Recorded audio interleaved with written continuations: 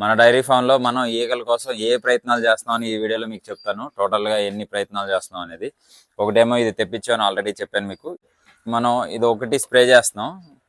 ఇది కొంచెం ఎక్కువ పాయిజనస్ లేదు. ఇది ఒకవేళ ఆవుల పైన పడినా గేదెల పైన పడినా ఏం సైడ్ ఎఫెక్ట్స్ లేవు. ఇది వచ్చి నూనె, ఇది వేప నూనె కావచ్చు, లేకపోతే కానుగ నూనె దొరుకుతుంది మనకి. ఇదేమో వచ్చి కానుగ నూనె హాస్పిటల్లో దొరుకుతుంది. ఇది గవర్నమెంట్ వెటర్నరీ హాస్పిటల్ ఇచ్చారు.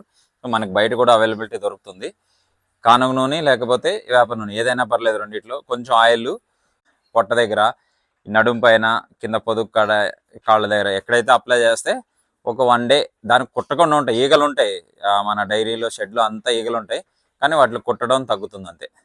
ఇది ఒక్కటి కొంచెం బాగా పనిచేస్తుంది. కానీ రోజు అప్లై చేస్తే స్కిన్కి ఏమైనా ప్రాబ్లం అవుతుందేమో అని నాకు ఒక డౌట్. మీకు ఏమనిపిస్తుంది కింద కమెంట్ సెక్షన్లో కమెంట్ చేయండి. ఇవి 3 మనం వాడుతున్నాం. ఈ మూడిట్ల వల్ల మనకి ఏమవుతుందంటే ఒక 40-60%